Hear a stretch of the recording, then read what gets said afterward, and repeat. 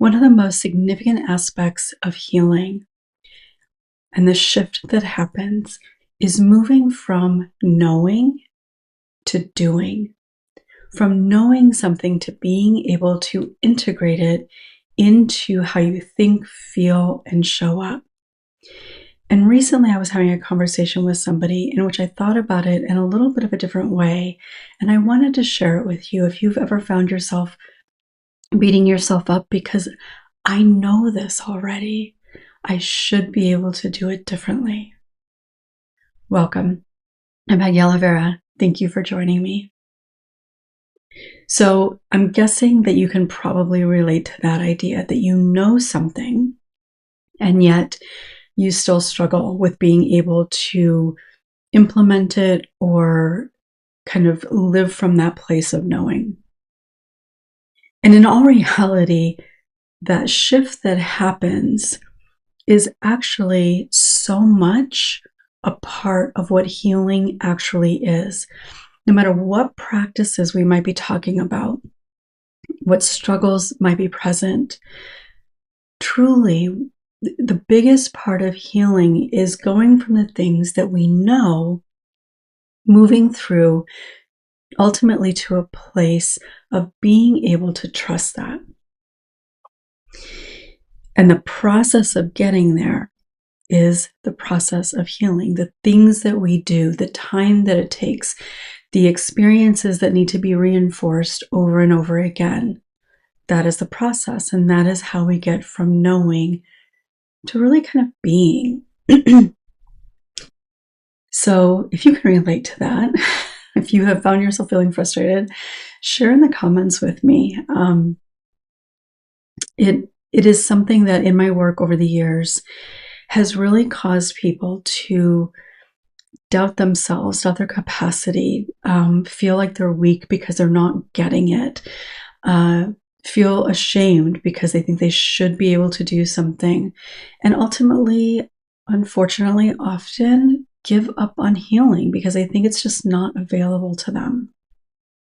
And this is part of the reason that I continue to talk about it and really try to reinforce the reality of what healing actually means. And with that, a sense of kind of like, what does it look like in real life as I'm moving through that process?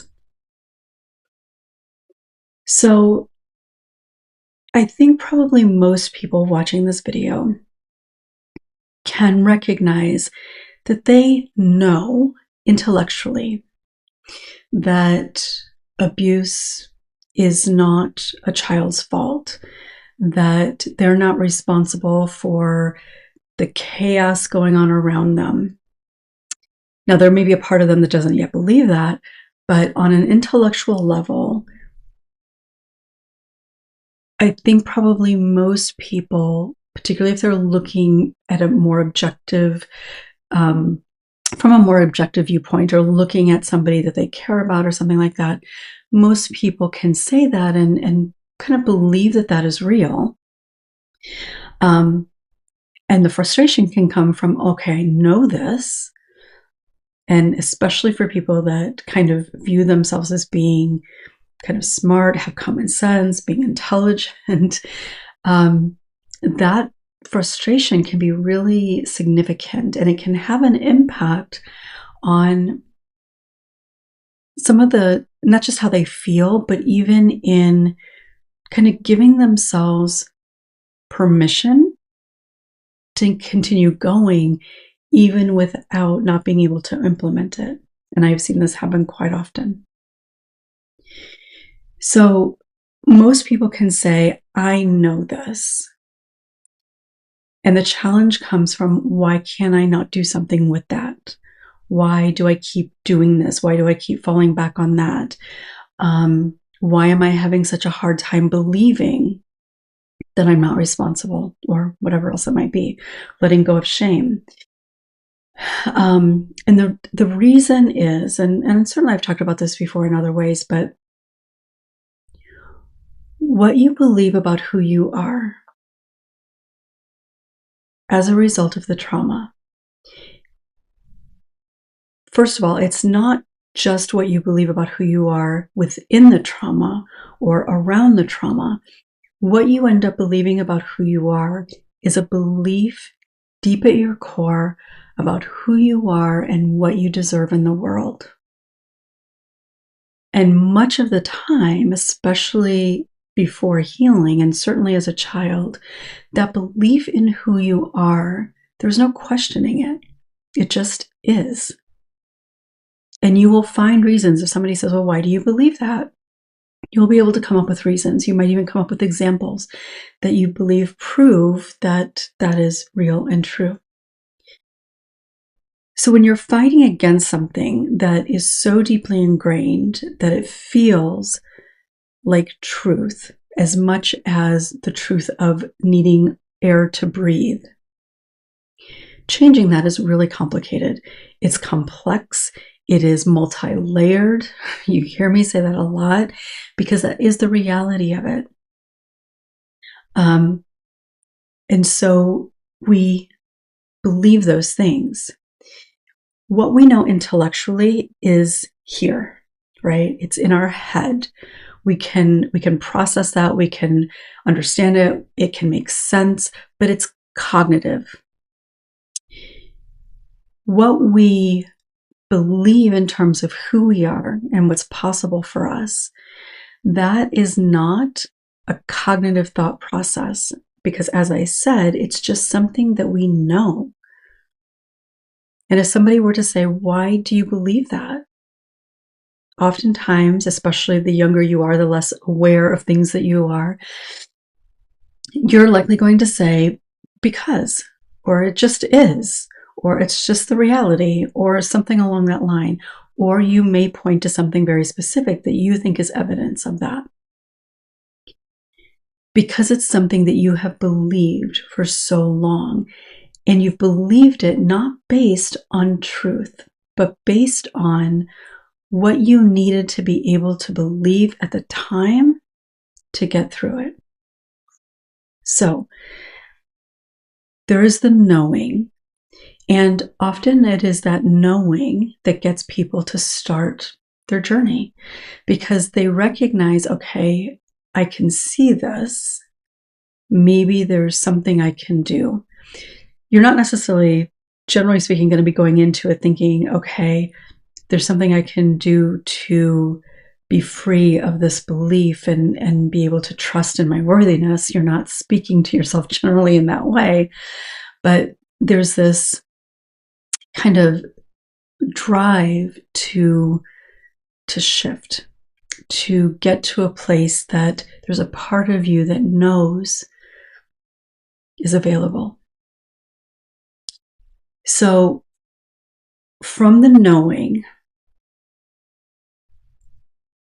you move into the space of believing. And this can look different. There's going to be, based on your own personal circumstances, based on who you surround yourself with, there's a lot of factors that go into it. So the things that I might specifically say may not seem like it really relates to you, but you will have your own example of that. So going from knowing to believing, believing is a form of acceptance where it's not just, okay, I get it. It's within that acceptance, it's an opening to possibility. It's a willingness to consider alternatives. It's practicing allowing yourself to consider that there is an alternative to what you've believed. And when I'm talking about that, I'm not talking about here. I'm talking about here. And because when we're in the knowing phase, the intellectual phase, it's all here. There's a complete disconnect because our beliefs, our fears, our doubts, our worthiness or lack thereof, it's here throughout our body, really, but certainly in this area in our body. And we are disconnected. We know, but we don't feel. it hasn't moved down yet. And this is kind of similar to like when people talk about top down versus bottom up, kind of in a sense, in part what they're referring to is that if we're just like talking about things, if we're just in the knowing phase, that's my term, not somebody else's.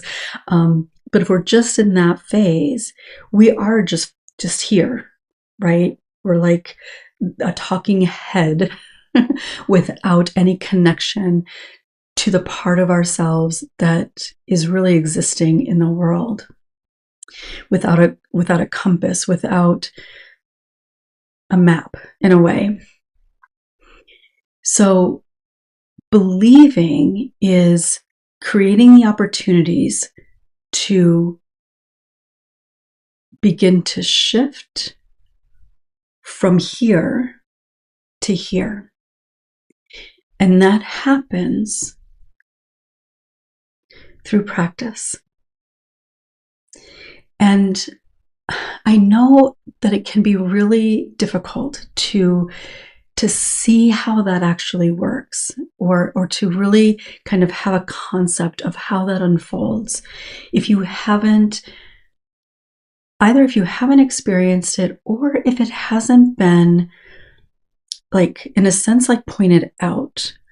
And what I mean by that is, if you haven't been able to be intentional for any number of reasons, but if you haven't had the experience of intentionally looking at it as that is what's happening, it's really hard to understand what the practice can look like, but also the unfolding of how that looks over time. But to feel it, you have to experience it. And this is why healing happens in connection. Because when you're in the knowing phase, you may have conversations about a lot of really important, meaningful, and personal types of things, but it's not the connection, the energetic connection isn't really there, because to the degree to which we need it to be there.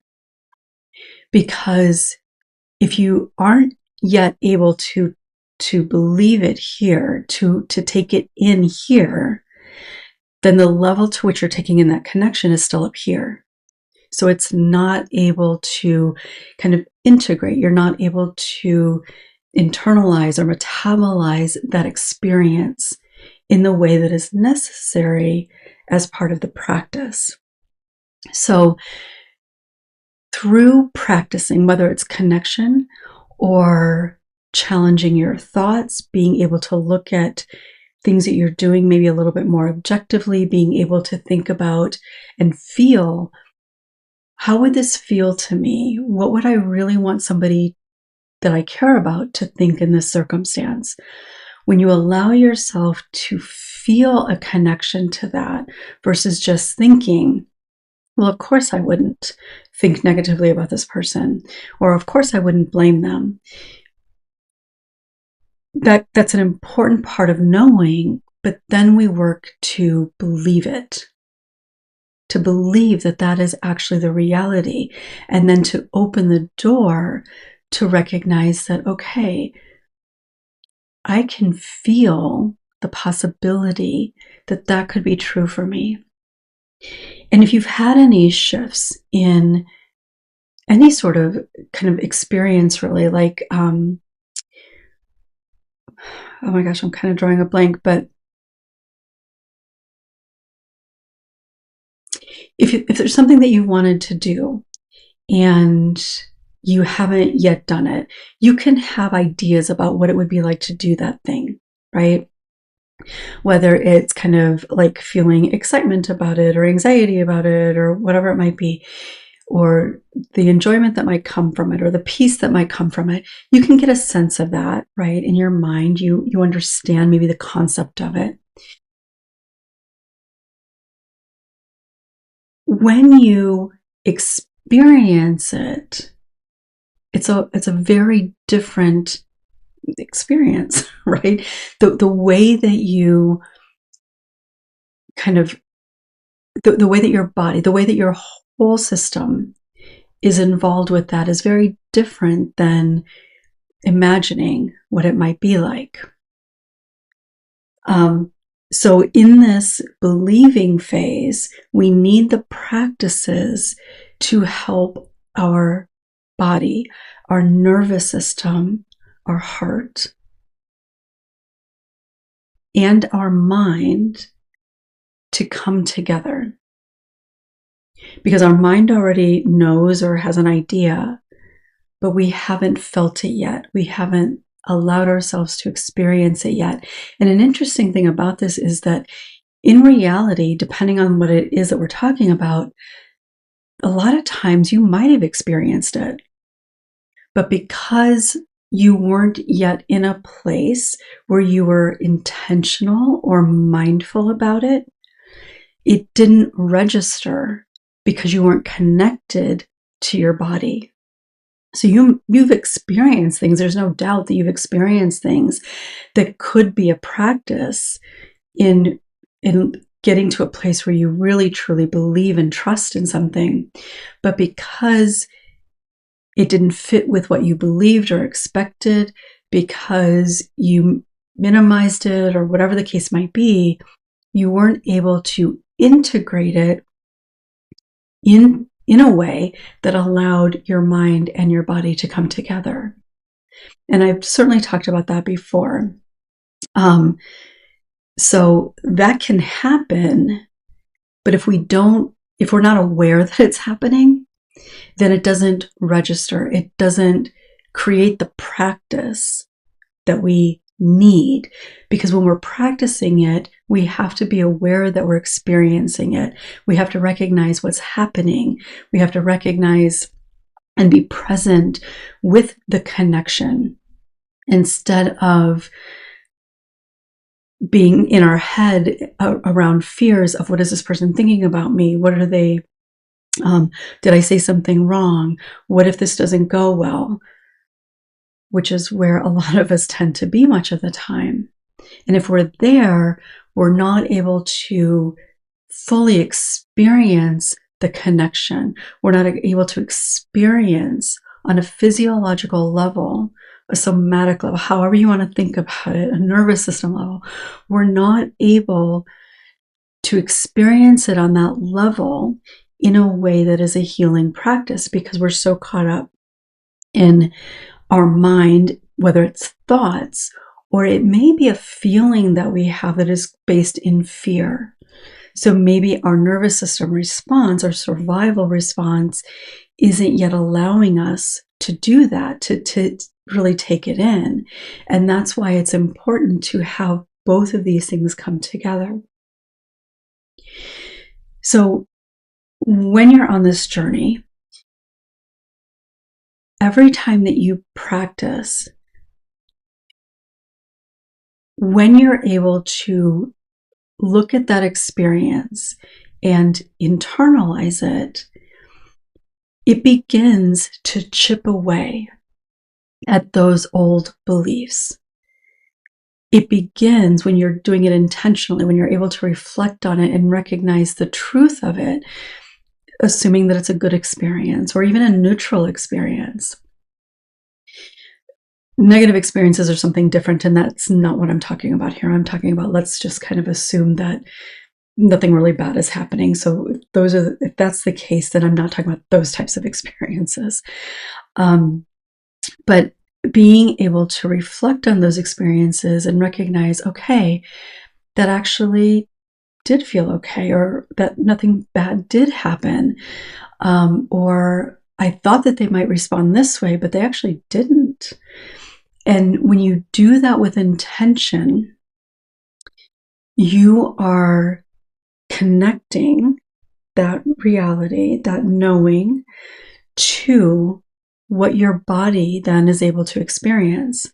Now, your body oftentimes might still be in a heightened state, but when you can reflect on that and recognize that actually nothing bad did happen, then with time and practice, time without the practice isn't going to really do anything. In fact, time without the practice, the intentional practice, actually tends to reinforce those old beliefs and fears. So over time, when you're practicing and you're taking things in, and this is why I think journaling can be so, one of the reasons why I think journaling can be so helpful, because like at the end of the day, if you reflect back on your day and you look at things that maybe you notice feeling anxious about or fearful about, or things that you maybe worried about, or things that you may have typically worried about, but recognize that there was something that was a little bit different on that particular day, that helps you internalize it.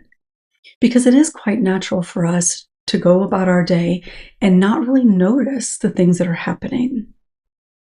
And that's not necessarily a bad thing at all. That's just the reality of living our lives. So as we go through this practice, we are continuing to believe more significantly what we have known. And in that believing, in that acceptance of, okay, I can see this. Okay, this really might be working. Okay, not everybody is going to hurt me, or maybe even just not everybody does think I'm an idiot, or whatever it might be. That is the practice, and that is the process of healing. And I would say that probably, generally speaking, the majority of healing is definitely in that layer. And there's 3 layers that I'm going to talk about. So there's the knowing, the believing. And I'm even kind of doing it that way because the knowing is at the top, the believing is under it. So it's a little bit more like I'm imagining like a surface, like maybe the earth. So there's believing under the knowing. And I think that is where the majority of the healing process is. And some things we need to practice the exact sort of thing over and over and over again. But then there are additional practices that we do. There are practices that we might do earlier on that as time goes on and we start to trust that a little bit more, maybe we expand that practice a little bit. Maybe we practice being a little bit more vulnerable. Or maybe we practice connecting with more people or in a different way, or maybe we try new things, whatever it might be. But that is kind of that layer of the practice and the process of healing. And then you get to a place with enough practice and being really intentional, right? You have to be intentional about the practice. You have to be intentional, and these are different things. You have to be intentional also then about the experience of it, taking it in, feeling it. Like if you have a good experience, allowing yourself to feel that. How does that feel? And maybe you don't notice a feeling internally. Is there an emotion that goes along with it? I feel positive. I feel less scared. I feel more at ease, whatever it might be. But recognizing that experience for what it is so that you can recall it, even if it's just in your memory. So you might just remember that, oh yeah, I felt that, but I don't really know what that feels like in my body. That can take time often, but the more that you practice, the more integrated that becomes. And then you get ultimately to a place of trust. And the trust that I'm speaking about here is trusting in who you are ultimately, trusting in the truth of who you are, trusting that you are enough, trusting that you are worthy, trusting that you are not responsible for the things that people did to you, trusting that there is nothing for you to feel ashamed of in what you experienced. And that trust is very different than knowing that you're not responsible, knowing that you couldn't have caused that. when you trust it, it's a sense of, it's kind of on the flip side. So when I talked about knowing, it's just so deeply ingrained that it just is. Trusting is kind of the opposite of that. It just is. I just am enough. And it's not necessarily that you're thinking in that way. It's not that you're saying those things to yourself necessarily at all. You might need to remind yourself on occasion, but you just move through the world from that place. I want to be clear, that doesn't mean that you never doubt yourself. It doesn't mean that you never struggle with feeling worthy or worrying that how somebody's going to think about you or something like that. It doesn't mean that at all.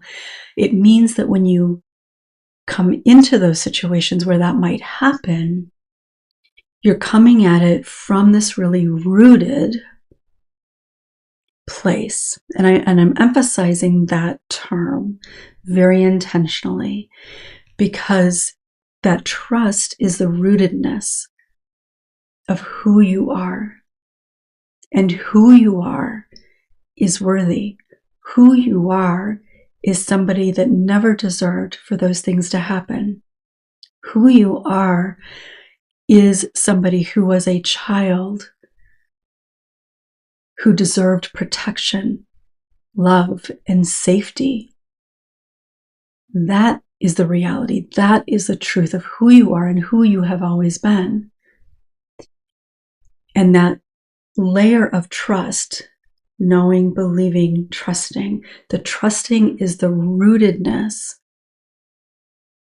I also talk about grounded, being grounded in it.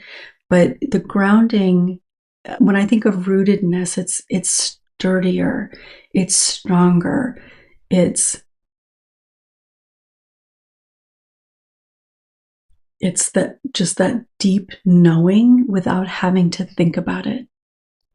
And I also fully understand that it can feel impossible, that maybe even anybody, and maybe even especially you, it might be difficult that you have the ability to imagine that that could be possible for you. But that is what healing is. That's what the freedom that I talk about is. Again, it's not about being perfect. It's not about never making a mistake. It's not about never doubting yourself. It's not about never struggling. Never. It's not about any of those things, because life happens and there will be things that challenge you. But when you've had enough practice, when you've had enough experiences over time, because time is important here, because without the time, our system doesn't have enough experience yet, day after day after day, to really metabolize and integrate what all those experiences mean. So it does take time. And you eventually get to that place and you just know. And because you just know, and it's not even so much about going through the world with this huge level of confidence. I would say it's actually more about, in that knowing, it's more about a trusting that you're going to be okay, because you do believe that you're worthy. When you believe that you're unworthy, you anticipate bad things because you don't believe that you're worthy of being okay. In fact, you might even believe that you deserve for bad things to happen. So on this side of trusting, again, it's not about like just being confident. It's about trusting that even when you have doubt, even if something bad happens, that even if you're struggling, even if you go through a really difficult time, that you will be okay. that you have within you what you need and that you deserve to be okay. And that's healing. That is freedom. And it's really important to recognize that you don't have to be at the trusting phase in order to have to be healing, to have made huge progress, because all of that progress is happening in that middle believing layer. The trusting comes from having done all of that, and then with time, it being reinforced. Just like the things that you believe about yourself as a result of the trauma are reinforced throughout your childhood up until the time that you're healing, right? The healing, the work that you're doing, all of that is happening in this middle. So I don't want you to feel like, okay, I'm not going to be healed until I'm in that trusting. No, that is not the reality. With enough time in being in this place and having enough experiences, that's what creates that trusting and freedom. And you can experience a sense of ease and freedom in this middle layer.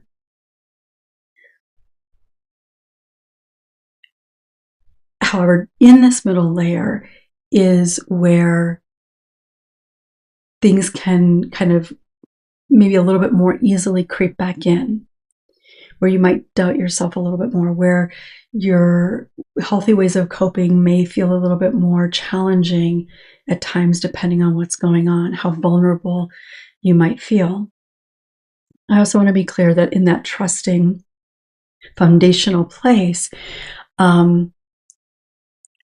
you're still vulnerable. There's still going to be things that feel vulnerable to you, but you approach that vulnerability not from a survival place.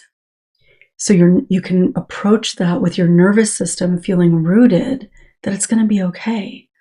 I don't need to be in fight or flight, or even if the person doesn't respond in the way that I hope, it doesn't mean that my world's going to fall apart or that it's proof that I'm not good enough.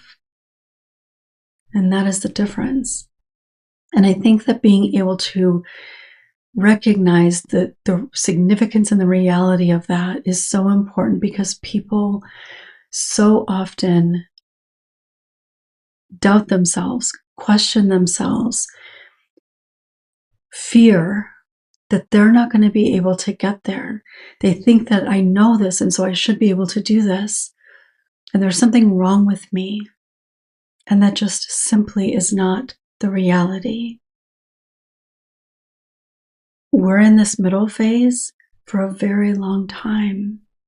And part of the length of time is determined by the things that you're dealing with on a day-to-day basis. What kind of support do you have? How stressful or easeful is your life generally? Those things have an impact. It doesn't mean that you can't continue to work and process and heal, but if things are pretty good in your life and you're able to feel the good in your life, then that process isn't going to take quite as long, because you have the capacity, going back to what I shared last week, you have the capacity to internalize, to experience, to be vulnerable, because you're not just in survival mode. And there's nothing wrong with taking breaks when you are in that place. And there could be a variety of reasons that you might be in that place.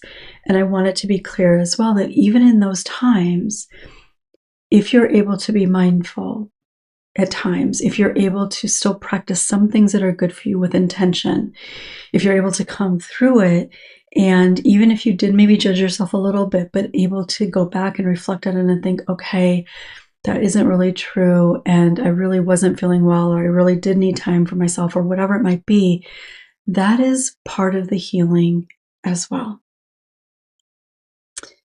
So I'd love to hear from you. What did you notice coming up? What were you able to relate to? What phase would you say that you're in? I will also say that healing is not linear. So you're not going to strictly go from one knowing phase to believing and then to trusting. You can kind of fluctuate in the healing phase. You can kind of fluctuate a little bit. And like I said, even in the trusting phase, you might have a thought that somebody thinks something about you, or you might feel vulnerable about something, or whatever the case might be. So it's not that none of these other things are ever present, whatever phase you're in. It's about the depth of healing that you're experiencing. And I do believe that inherently you are capable, without a doubt, of getting to that trusting phase. Now, again, there are a lot of factors that affect how quickly, how challenging it is. So many factors that go into it. Vulnerability, the kinds of things that you're experiencing in your everyday life play a role in that. And that's part of why it's so important to check in with yourself. What do I need? Because every time you do that, every time you honor something that you need or want, especially when it comes to self-care related things and taking care of your body and your mind and your heart, that is a healing practice that is important, and that is part of your healing. So share in the comments what came up for you. I know this has been a little longer than usual, and I apologize. Didn't intend for it to be this long, but I hope you found it beneficial. I'd love to hear from you. Share your thoughts in the comments. I will look forward to seeing you next time.